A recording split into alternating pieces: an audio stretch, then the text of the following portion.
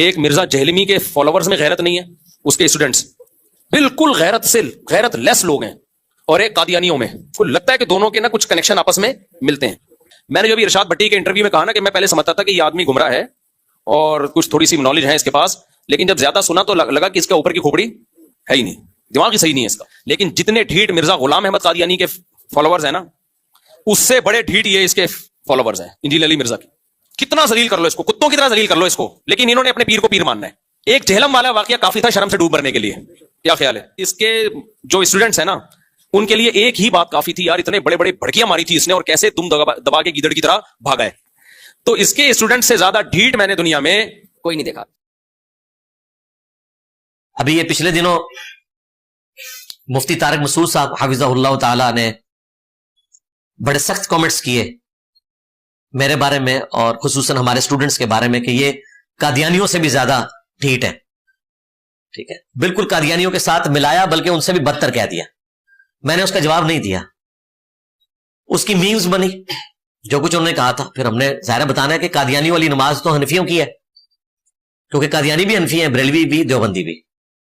ظاہر ہم تو پھر اس طریقے سے جواب دیں گے. اور یہ میں نے اس کو ریبٹل نہیں کیا, میں نے پہلے کوئی ریکارڈنگ کروائی تھی, اس میں سے انہوں نے کلپ جوڑ کے ویڈیو کو کلیئر کیا.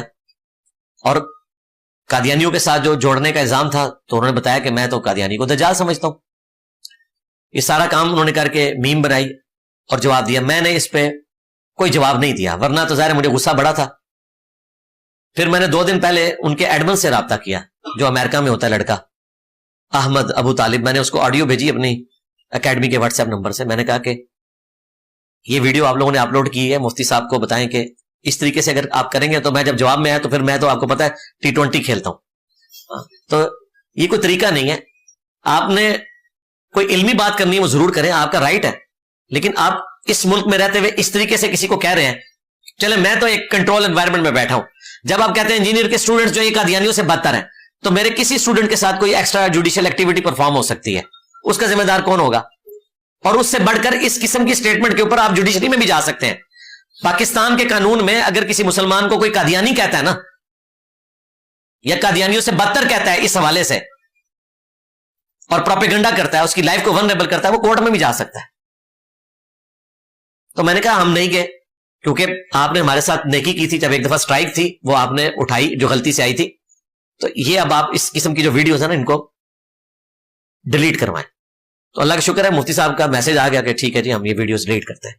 تو اس طرح کی جب کوئی ایکٹیویٹی پرفارم ہوتی ہے تو ہم بیک ڈور چینل کے ذریعے بھی رابطہ کر لیتے ہیں. ابھی مفتی اکمل صاحب کا بھی مسئلہ تھا, ہم نے باقاعدہ ان کو پمفلٹ بھیجا اور مفتی صاحب کو ان کے گھر کے ایڈریس کے اوپر ڈاک کے تھرو سچ پیپرز بھی ارسال کیا, اور آج والی ویڈیو بھی ان تک پہنچ جائے گی. ہم نے یہ تمام جتنے بڑے بڑے علماء ہیں نا, ان کو اپنے واٹس ایپ گروپس میں رکھا ہوا ہے, تاکہ جو ہماری ایکٹیویٹی ہے ان کے سامنے آئے اور وہ دیکھیں کہ ہاں یار یہ بات اس طریقے سے ہو رہی ہے, اور کوئی چیز ہے تو وہ اس کے اوپر ہم سے گلا شکوا بھی کر سکتے ہیں.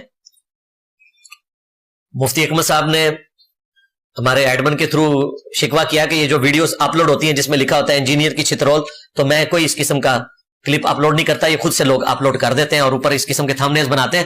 تو اس کے جواب میں آپ نے کوئی سخت لینگویج استعمال نہیں کرنی, کیونکہ میں نے تو آپ کا نام بھی نہیں لیا ہوا, اور نہ میں کوئی اس قسم کے ایٹیچیوڈ کو اچھا سمجھتا ہوں. اور واقعی مفتی اکمل صاحب بہت ڈیسنٹ انداز میں گفتگو کرتے ہیں. تو میں نے کہا ٹھیک ہے, آندہ کوئی بھی چیز آئے گی تو ہم اپنے ایڈمن کے تھرو ان سے پوچھ لیا کریں گے کہ ہاں یہ آپ نے اس طریقے سے بات کی ہے. اب یہ ویڈیو آئی ہے تو ہم نے ان کو اپنے واٹس ایپ کے ذریعے یہ کنوے کر دیا کہ ہم اس اتوار کو آپ کی ویڈیو کو ریبٹل کریں گے انشاءاللہ تعالی, اور علمی طریقے سے آپ کے معاملات عوام کے سامنے رکھیں گے. جو آپ کی اچھی چیز ہے اس کو اپریشیٹ کریں گے, اور جو غلط چیز ہے اس کو انشاءاللہ تعالی ہم علمی دلائل کے ذریعے رکھیں گے. اس میں آپ کے دلائل بھی رکھیں گے, اور جو ہمارے دلائل ہیں وہ بھی ہم پبلک کے سامنے رکھ دیں گے انشاءاللہ تعالی. اور یہ ادھار ہے ابھی مفتی حنیف قریشی صاحب کے لیے. یہ تو ابھی پاکستان اور انڈیا کا مسئلہ شروع ہو گیا. ابھی مفتی حنیف قریشی صاحب کی پوڈ کاسٹ باقی ہے. وہ پہلے تو صرف انہوں نے تقریر کی تھی, پوڈ کاسٹ تو ان کی ہوئی نہیں ہے, جس میں 18 کے قریب کوسچن ہے جو بھٹی صاحب نے لکھے ہوئے ان سے پوچھنے ہیں. ان میں یہ تھانوی رسول اللہ بھی ہے. چشتی رسول اللہ پہ تو کتابیں بدلی ہوئی ہیں بقول ان کے. تھانوی رسول اللہ پہ اگر یہ کہے گا نا کتابیں بدلی ہوئی ہیں, تو اعلیٰ حضرت کی کتاب بدل گئی فتاوی رضویہ, تو یہ کہے گا کہ وہ غلط ہے. لیکن وہ ایسی وہ یعنی طویل اس کی بیان کرنے کی کوشش کرے گا, پھر انشاءاللہ تعالی میں اس کو داڑھوں کے نیچے لوں گا. مجھے تو پتا ہے میں کس طرح دن کاٹ رہا ہوں. تو یہ اس نے پوری چلاکی اس وقت کی تھی کہ وہ رجسٹر نکال کے تقریر شروع ہو گیا. پھر اس تقریر کا جواب تو اللہ کے فضل سے ہمارے اسٹوڈنٹس نے پرانی ویڈیوز کی شکل میں دے دیا. وہ ہمیں میمز کے لیے مٹیریل بھی نہیں تھا نا مل رہا اتنے عرصے سے.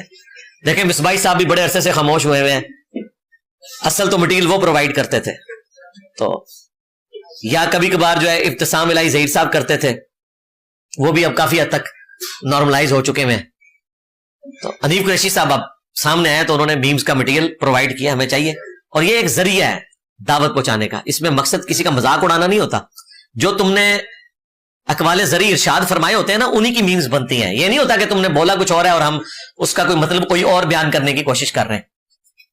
یہ ابھی ہمارے ایک اسٹوڈنٹ ہے, لو سامبو چینل چلا رہے ہیں, ان کے اوپر بھی اسٹرائکس بھیج دی ایک دوسرے بھائی نے, حالانکہ ہم نے ان کی کوئی آؤٹ آف کنٹیکسٹ ویڈیو ہمارے اسٹوڈنٹ نے استعمال نہیں کی تھی. انہوں نے میرے اوپر الزام لگایا تھا, اس کا جواب انہوں نے میری ویڈیوز کی شکل میں دیا, جو میں نے ان کو نہیں جواب دیا ہوا تھا. کچھ جواب میں نے ڈاکٹر طاہر القادری صاحب کو دیے ہوئے تھے, اس میں سے انہوں نے کاٹ کے ان کو جواب دیے. اس طریقے سے کچھ جواب میں نے اہل حدیثوں کو دیے تھے, اس میں سے کاٹ کے ان کو جواب دیے.